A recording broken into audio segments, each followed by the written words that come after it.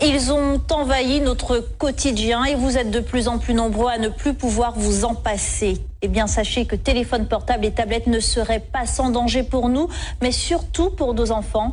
Ce soir, vous allez entendre le témoignage d'un Martiniquais frappé par un cancer de l'oreille interne. Pour les spécialistes qui l'ont suivi, aucun doute, sa maladie est liée aux ondes du portable. Franck Zozor, William Zebina. Ces images datent de 1995, c'est Rémi Villa, un nom que vous connaissez. Il a porté haut les couleurs de notre pays, un véliplanchiste, 4 fois champion du monde, 20 fois champion de la Martinique.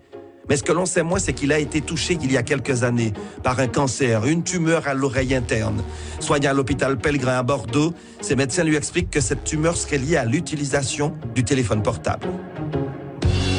Les médecins m'ont dit clairement, tout ceci est dû au téléphone portable. Notre service pour les tumeurs à l'acoustique a été augmenté par 5, multiplié par 5 depuis l'avènement du portable. J'ai fait tout ce qu'il ne fallait pas faire. Dormir avec un téléphone à côté de ma tête, à 30 cm de ma tête. Chose à ne jamais faire. Donc il faut éteindre impérativement son téléphone portable quand il est dans une chambre ou le laisser à l'extérieur. Deuxième chose, je téléphonais tout le temps en voiture parce que j'étais agent de fabrique. Donc le seul moment où je pouvais téléphoner, c'était en voiture. Donc j'avais un kit main libre, certes, mais toutes les ondes étaient dans la voiture. Et à Bordeaux, les spécialistes lui ont expliqué comment les ondes magnétiques du portable agissaient sur l'oreille interne. Vous avez dû plus contraster par vous-même que quand vous téléphonez longtemps, votre oreille chauffe. Et bien ça, qu'est-ce que ça fait? Ça simplement cuit votre oreille. Et donc l'oreille interne est extrêmement fragile. Et donc, parce que c'est tout petit organisme, etc.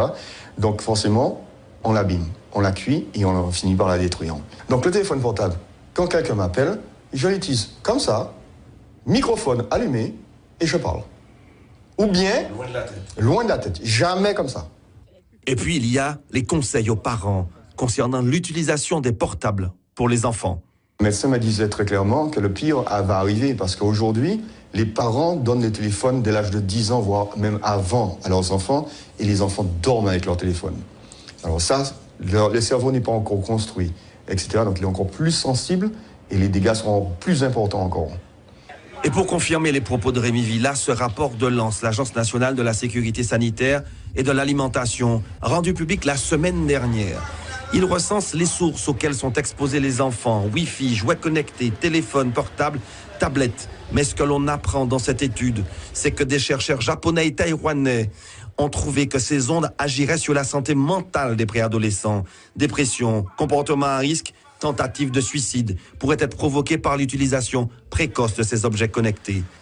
Et enfin, dernier conseil de Rémi Villa, évitez les portables dans les poches. Les ondes affectent également les organes génitaux.